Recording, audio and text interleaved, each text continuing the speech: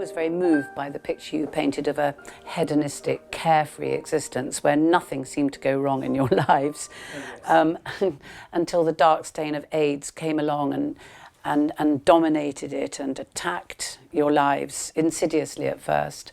The story of AIDS felt very relevant to me as I was reading the book, even though I'm straight. But do you believe that, the book can be of interest to a non-gay audience? What, the subject of AIDS? Yes. Yes. I mean, of course it is of interest. I mean, it is of interest and it should be of interest. I mean, the reality is that AIDS has killed over 40 million people around the world. Last year it killed 1 million people. And now with the advent of COVID particularly, when everyone is asking the question, about the challenges of a new world pandemic, the lessons that AIDS taught clearly are of huge interest. And they need to be of interest, I'm sure, are of huge interest to the general population.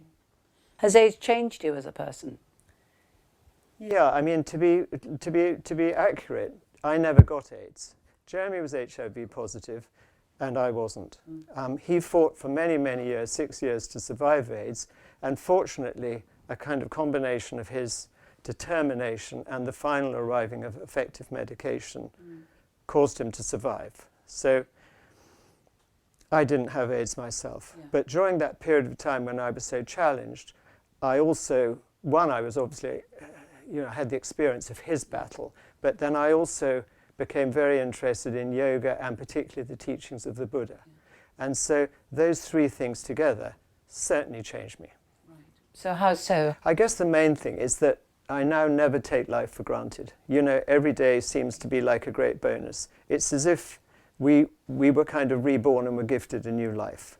And I think the other thing that's come out of that, plus particularly out of this spiritual work I've done, is a sort of very strong desire to be more useful. That's an interesting term you use, useful. Is that what you mean when in the book you talk about, giving back? Is that why you and Jeremy started your Second AIDS charity?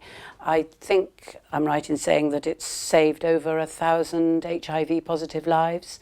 I have to say that I found the most impressive part of your journey, the desire to give back rather than to simply breathe a sigh of relief and think, oh, well, we got away with that.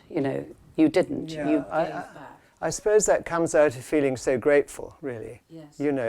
I mean, people worked incredibly hard to develop the drugs that kept Jeremy alive. Yes. And we were in a fortunate position of, I was feeling this desire to give back.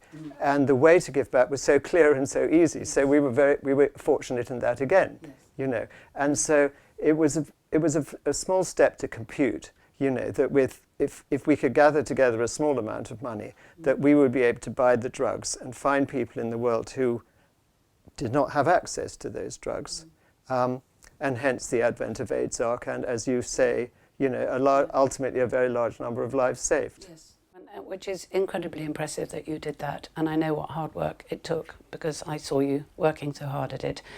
But now I know that you've resigned as trustees of AIDS-ARC and you've put the charity into the care of others. So what are you and Jeremy doing to, what purpose fills your lives now? Well, I hope we continue to be useful to other people.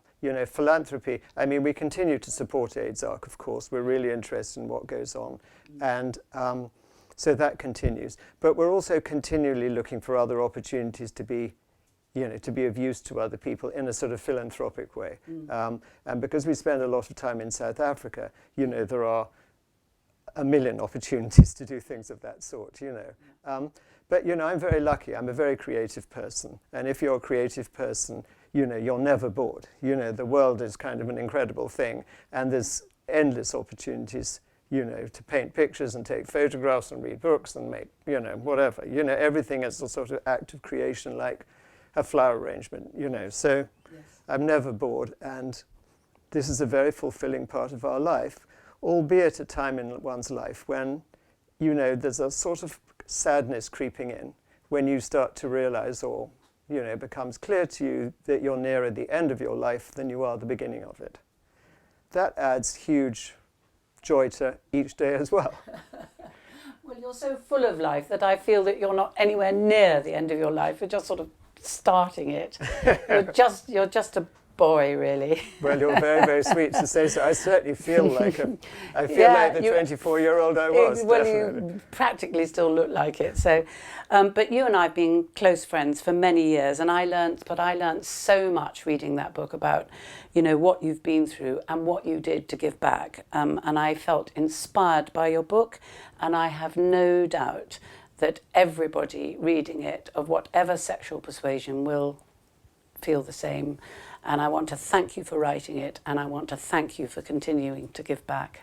Thank you. Well, that's very sweet of you. Well, I hope that the book will have universal interest, and I certainly believe it will.